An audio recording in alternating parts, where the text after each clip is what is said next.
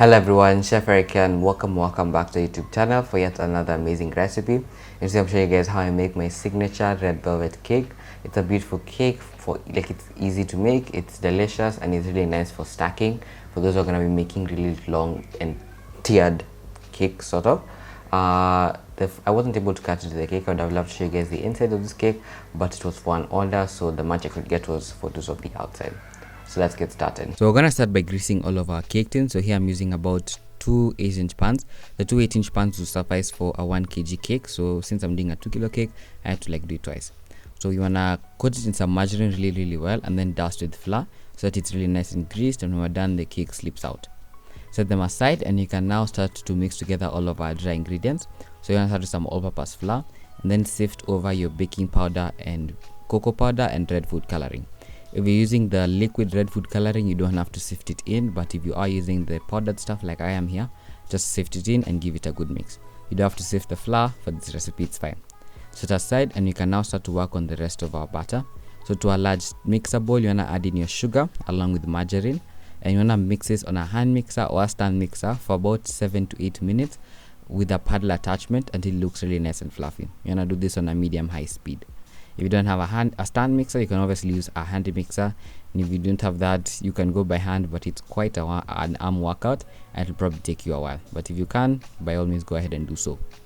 So once it starts to turn really light and fluffy, you can now scrape down the bowl so that you get all corners of the batter mixed in fully together, and there's no patches of blue band or margarine stuck in some corners. Once you've scraped down the bowl and give everything a really good mix, you're gonna start adding in your eggs one at a time. And then once you've added in your eggs and they're almost done, you wanna add in some vanilla and give everything a really good mix until it comes together. You wanna scrape down the bowl again so that the egg mixture and the margarine mixture mix in fully. It will refuse to combine, but scrape down the bowl and give it a good mix.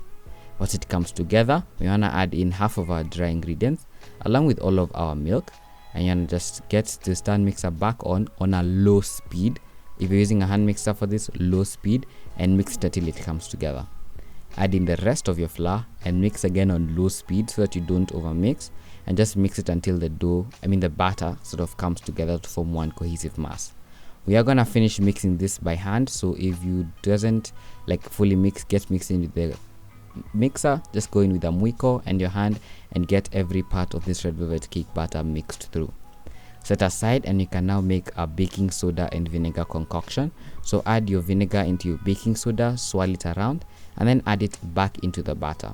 This is gonna intensify the red food color flavor and also gonna give it that signature red velvet cake texture.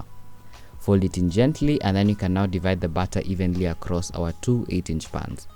You wanna divide it across and then bang it on the table and smooth it out until you have even sort of cake layers.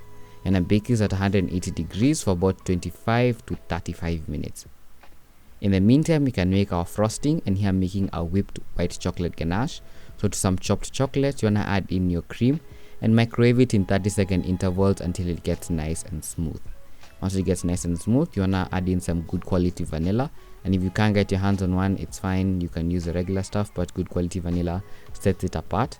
Give it a good mix, cover with some cling film, and then pop in the fridge for about 2 to 3 hours. Now remember, the cakes that we're baking, immediately they come out of the oven, while they're still warm, we're gonna wrap them up in some cling film. Just turn them out into some cling film and then wrap them up really well. We're gonna wrap them and then pop them into the freezer. This is gonna help us maintain all the moisture that's in the cake so they don't dry out, and also it'll also make it a lot easier to decorate these cakes if they're harder or quote unquote frozen. So make sure you wrap them really well in some cling film so there's no space where there's no wrapping, and pop into the freezer. Now we can now continue with making our whipped white chocolate ganache. So once it's set and it's nice and hard, you're gonna get it out of the fridge and get your hand mixer in and whip. You're gonna whip this thing for about 10 minutes just until it loosens up and then becomes super light and fluffy. Set aside, and you can now start to assemble this gorgeous cake. So you wanna start by trimming off the tops of your cake with a serrated knife and keeping a gentle sawing motion all the way through, and then peel off that top layer.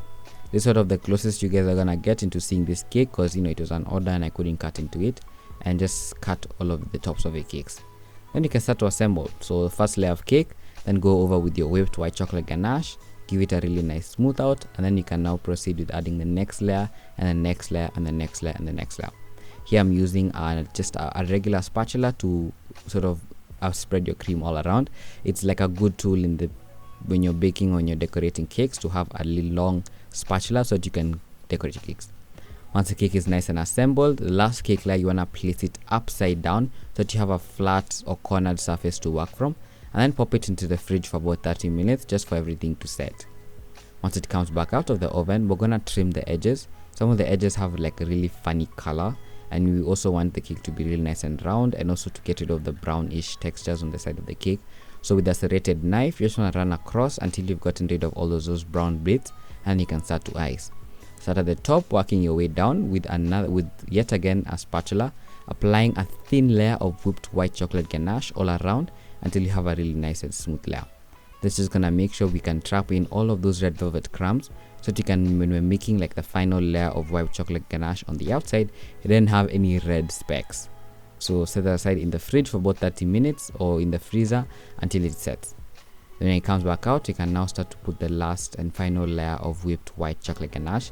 And here we want to go on thick, so it's always easier to go on thick and then scrape out as we go along. So just apply a thick layer all around and then smooth it out. You can smooth it out with like some hot water, with your hot palette that's been dipped in some hot water. I personally decorated this cake with like a chocolate drip, some shells at the top, some gold leaf, and some of those red velvet crumbs that we had chopped away from the sides earlier. But you can do whatever you want, and you're done.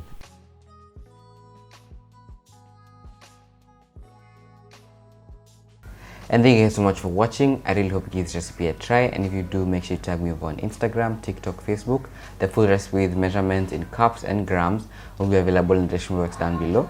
Here I'm making like a 2 kilo cake, so in the description box below, just in case you need that information, I'll give you what you need for a 2 kg cake and also a 1 kg cake.